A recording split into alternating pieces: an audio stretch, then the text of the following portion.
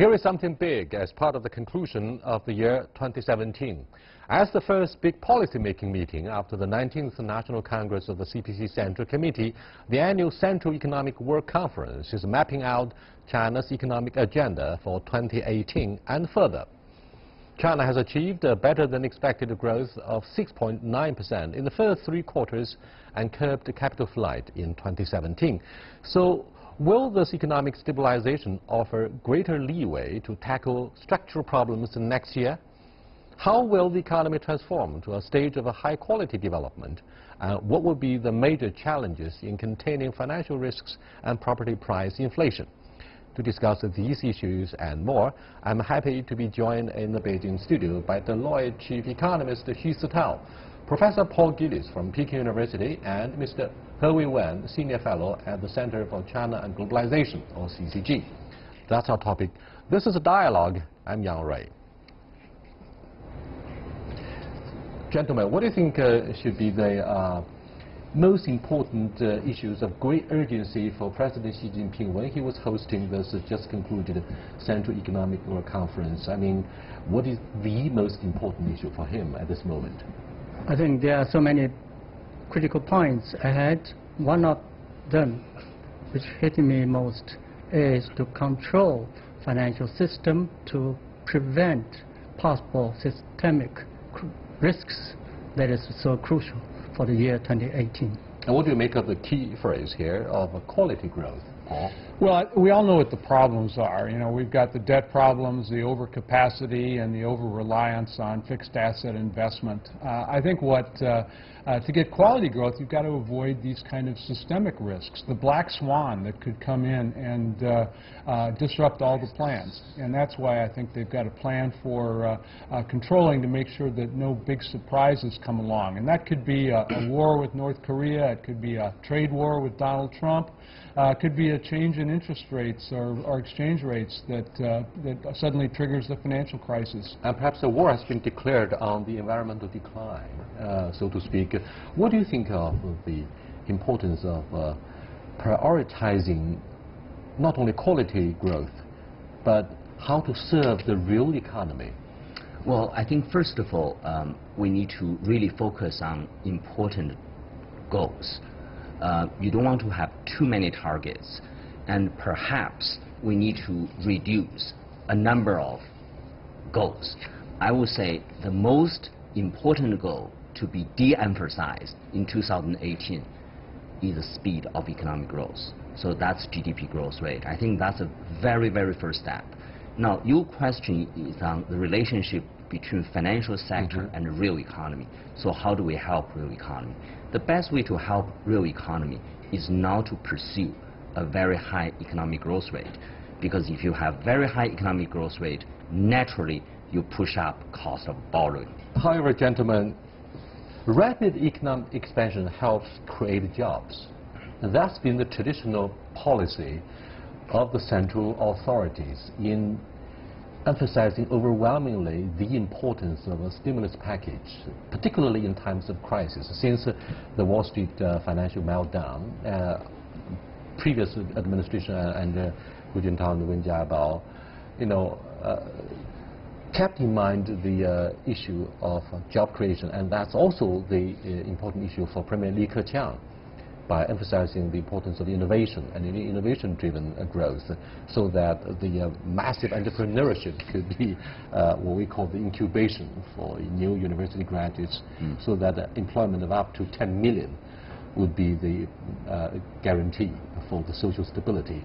What do you think of the relationship between rapid economic growth and full employment? It changes, certainly. 10 years ago, we remember at that time the government emphasized that any growth rate below 8% will create a social problem. That means we need to create 8 million jobs per year, so 8% growth is necessary. Now, we create over 10 million jobs per year with the growth rate lower than 8% because of the growth of the services sector, which can create more jobs with a lower growth speed of GDP. The catchphrase, which is an important part of the conclusion of this Central Economic Work Conference is the Xi Jinping thoughts on economics. In your review, gentlemen, what do you think are the most important things that we need to keep in mind to explain to the rest of the world? Look, this is the guideline of Mr. Xi Jinping, who emphasizes overwhelmingly the importance of a core leadership. It means the Western media would use negative words such as autocracy or even worse. I don't want to use those words to demonize the effectiveness and the efficiency of a policy execution. So first of all, Sital, what do you think should be the essence of Xi Jinping thoughts? Well, what he said at the 19th Party Congress was to deal with the contradiction between people's longings or needs and what economy can offer. So my understanding is that's really the essence of quality of growth. So not necessarily GDP growth rate at 8% or 7%. So again, I think to de-emphasize GDP growth rate is the essence. And what about the supply side and the new normal, Paul? Well, I think the overcapacity problem is something that had to be dealt with and is being dealt with, and that slows down the economy somewhat when you start taking factories out. The big problem with the focus on GDP growth that we've had in the past, where you had to get 8% every year for GDP growth, is that those goals get pushed down to officials at lower levels. One of my bosses once said that what gets measured gets done, and that was the case in China as well. If they the key measurement for many officials was that they achieved certain GDP growth. What they need now is to get permission to get a lower GDP so they can achieve other important social goals, such as reducing overcapacity and cleaning up the environment.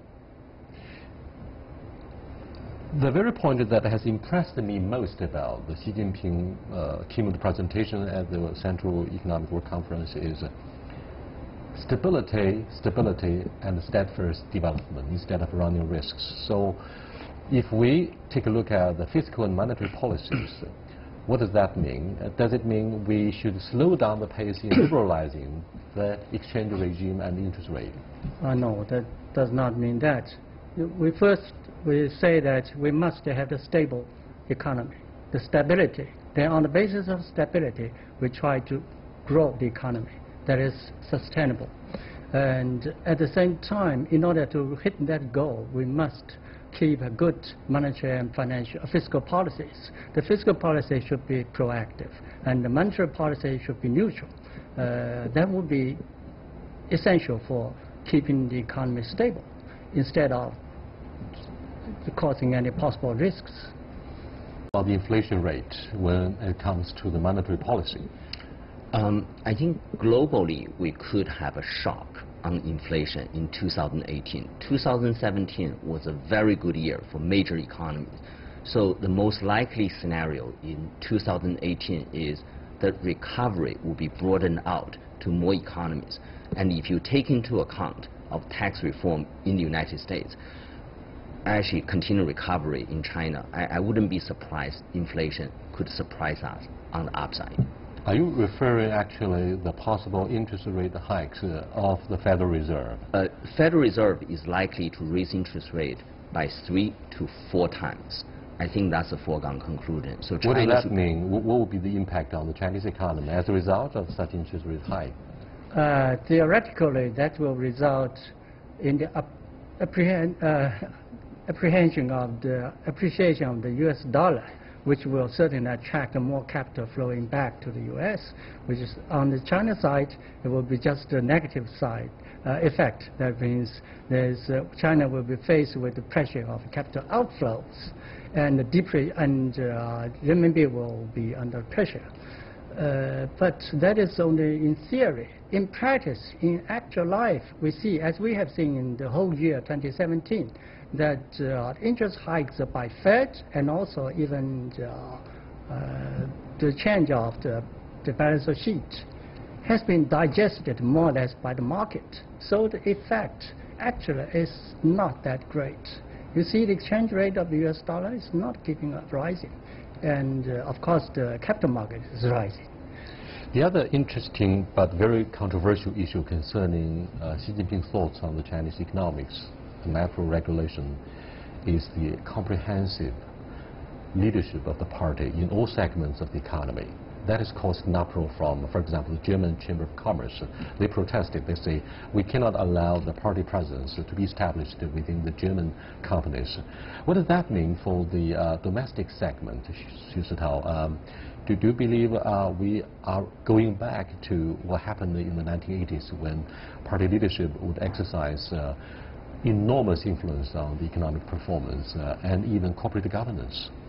I think that's a very good question. I think you see two schools of thoughts. I mean, one represented by some of the German corporate, but it seems to me American companies and institutional investors, they take a more pragmatic approach or less dogmatic approach.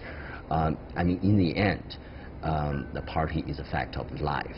I think the key issue, whether state-owned enterprise reform would be pushed through or we will see better corporate governance, is really about whether we can see meaningful changes in capacity reduction and whether we can see meaningful deregulation, liberalization in certain sectors. So I wouldn't pay too much attention to some of these organizational changes. You know, one of the reasons why American policymakers have been left disillusioned about what we achieved over the past 3 decades since the opening up in the late 1970s is they seem to be so disappointed that China failed to be transformed from an autocracy to a liberal market economy or liberal democracy. They say your lifestyle, your values are very different from our political institutions. Taking the party leadership in the corporate governance as an example, it either means ideologically we need to tighten grip on the loyalty. The issue of loyalty to the party politically is so important after decades of liberalization in the ideological work. Second is how to improve, how the party leadership could help improve corporate governance. In other words, the party leadership could perform the role of the trade union instead of emphasizing the ideological front. That would be very scary for the overseas enterprises, the multinationals here. What are your thoughts? Well, I know many multinationals I talk to look at the party committee as being very much like a trade union, representing the employees and playing a role much as a trade union does, probably more like a more powerful trade union like you might find in Germany, countries like that, where they have a much more significant influence on management than they do in, say, America. But I'm afraid the Chinese equivalent of a solidarity union would be a nightmare for the Chinese Communist Party. So what do you think of the relationship between the central government and the market forces? Because they look at the outcome of the third plenary session of the 18th National Congress, the centerpiece of this policy coming out of the 18th National Congress, I mean the third plenary session, is encouraging the market forces to play a pivotal role in reallocating critical resources. Do you think we have made any remarkable headway, or are we coming back somehow? Certainly, we have made progress, but not that significant. We have to make more efforts to reach that goal. That means to make the market forces the decisive factor in the allocation of resources. We still have a long way to go. Anyway, we have made progress. We should say that first. At the same time, we should not neglect the role of the government, because the visible and invisible hands, two hands, visible and invisible, are all necessary for the economy. So this market should be the decisive role. On the basis of that, the government or the visible hand. But I'm afraid what you say is just a repeat of what the textbook says on the relationship between the market and the government. What about reform of the SOE, Paul? Well, I mean, SOE reform primarily is a lot of the SOEs, they're the old economy, and the growth in China is taking place in the new economy. New economy is growing at twice the rate of GDP growth in China right now. And the SOEs are not part of that. They're obviously, because of that, they're growing less than the rate of GDP in the country. And so they need to be reformed, and reformed in large measure maybe making them smaller. because there's overcapacity, particularly in many of these basic industries that the SOEs operate in. And so I think they're going to have a continued smaller role in China's economy going forward. Some of the liberal professors from institutions such as Zhang Weiyin and Xu Xiaonian, Mao Yushi, they have been very critical of the industrial policies of the central government or authorities at different levels, saying, well, SOE has been too prominently featured in the economic performance of the country.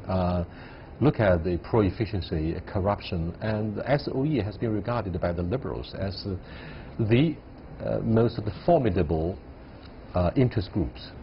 And what they do, the SOE, what they do is to prevent effective reallocation of the resources. So what do you think of their complaints? Well, I mean, their complaints could be a bit emotional, but there is an element of truth. Mm-hmm. So, for example, if we look at the shortage of natural gas or LNG taking place in this part of the world, I think the argument could be made whether we could have meaningful liberalization in energy sector, whether we can increase the import of LNG in order to mitigate the situation. Thank you so much. Earlier, we did an interview with some of the people talking about our economic performance. That's what we call the public feedback, or vox pop. So let's take a look.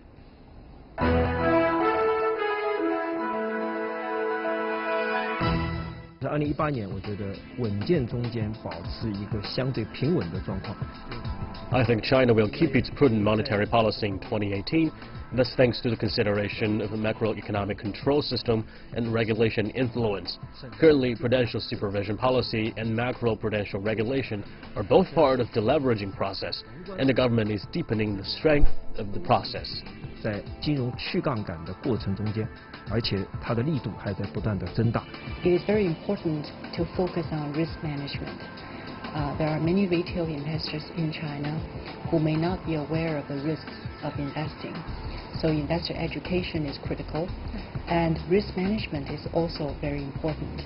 So I think it is absolutely right for the regulators to put a lot of emphasis on risk management and really to tighten control on the overall asset management industry.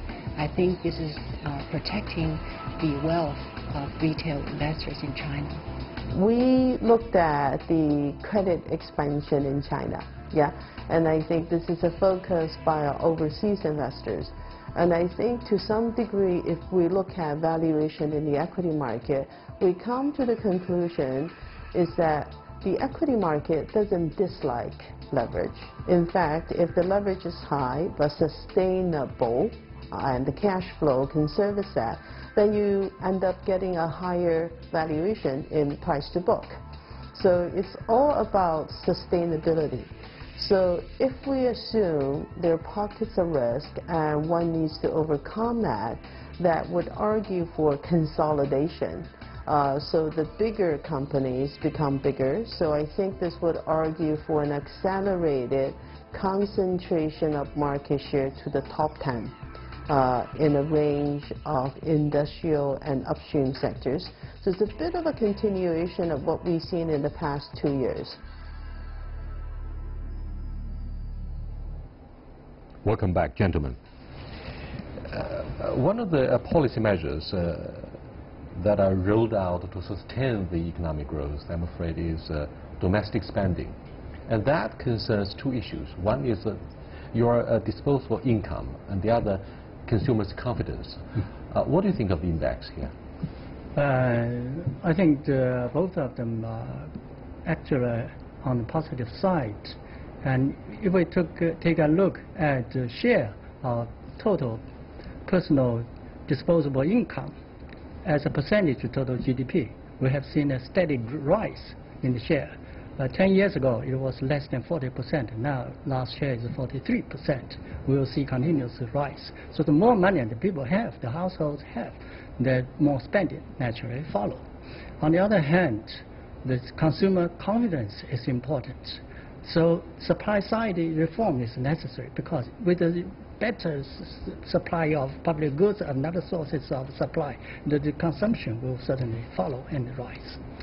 Whether the middle class, which is growing quickly in size, has the purchasing power largely depends on several issues. For example, the improvement of productivity, secondly, education, third, medical care, social security programs. What do you think of the policy measures of the central government to guarantee the minimal purchasing power of the middle class? Do you think their pocket is getting deeper or the other way around? For example, with the property mortgage, you on the one hand have the private ownership of the properties for the home buyers. On the other hand, as a result of such a heavy drain of their income, their purchasing power has been compromised seriously. Mm-hmm. Yeah, I think the rising Chinese consumer faces a couple of challenges, and I think the biggest ones are going to be are areas where the government can get involved. One is housing. Having affordable housing, quality housing in all parts of the country is going to be a very important issue, and housing has become just too expensive for the average Chinese person. And then medical care, which is going to be increasingly important as Chinese population ages, and the medical system just hasn't kept up with the growth in Chinese society.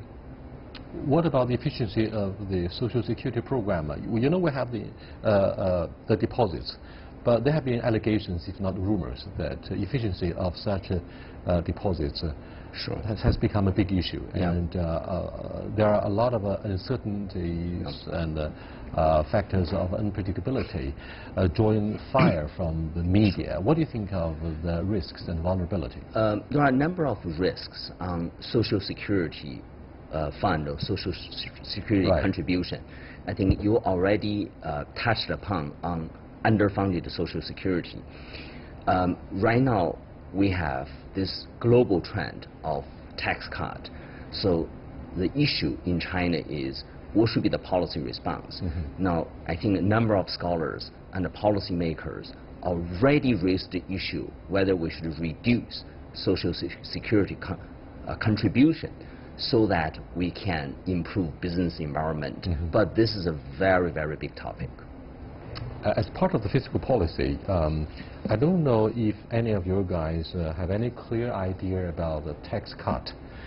Donald Trump narrowly escaped from the lawmakers in the Senate in the first place by having 51 against 49 in getting the tax reform passed in the D.C. What does that mean for multinationals in China? Are they considering proactively going back or relocating their headquarters of R&D from China to the United States, given the low corporate income rate?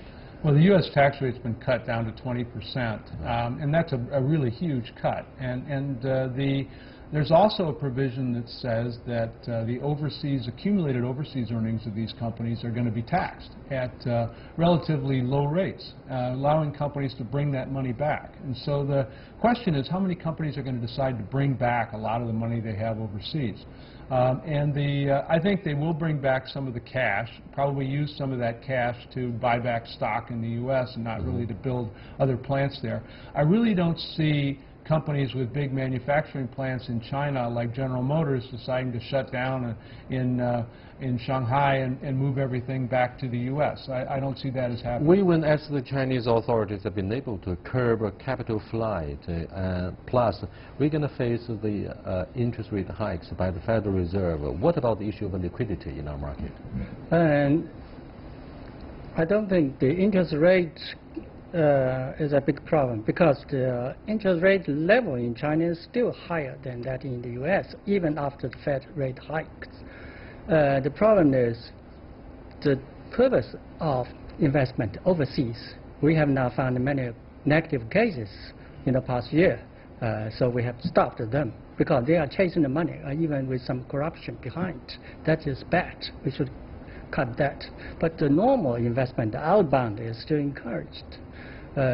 As far as the effect of the tax cut, whether that will make the international investment in China moving back to their home countries, including the United States, we have to still wait and see.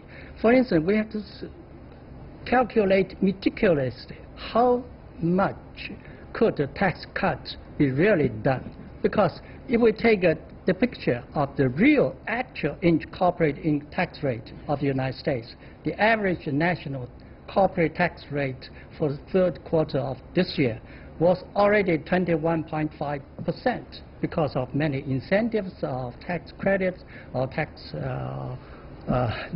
support, so on and so forth. So in order to reduce the risks of the financial and the fiscal deficit, so there will be many cuts of that means the former policy incentives of tax credit will be abolished. So that will offset much of the effect of the tax cut. So we still have to wait and see what is the exact rate for the cut, and also what will the national multinational corporation of the United States really moving back to the states. We have to wait on analyze individual cases. For instance, the U.S. CBC, the U.S.-China Business Council, once made a survey just 1 year ago that 90% of the U.S. multinationals' investment in China is for China market. They were not unlikely to move back. Another 4% of them is investment in China but sell to the neighboring Asian countries. Another 6% invest in China and sell back to the U.S. And the last 6%, there's a real possibility of moving back. But it still depends on the calculation of the cost and the returns. If the 4%, that means selling to the Asian neighboring countries, are really moving back to the U.S., then the winner will not be the U.S. manufacturers, but the manufacturers in the Asian countries. Very quickly, Paul and Sitao, do you think domestic spending in China has benefited enormously from the use of, or the boom of e-commerce and online payment?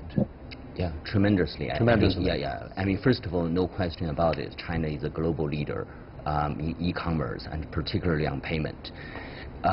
This is a game changer, because if you think about the essence of payment, it really improved the productivity of many small and medium-sized enterprises, not just in China, and also in many other countries. So I think this is just a beginning. It's going to be huge.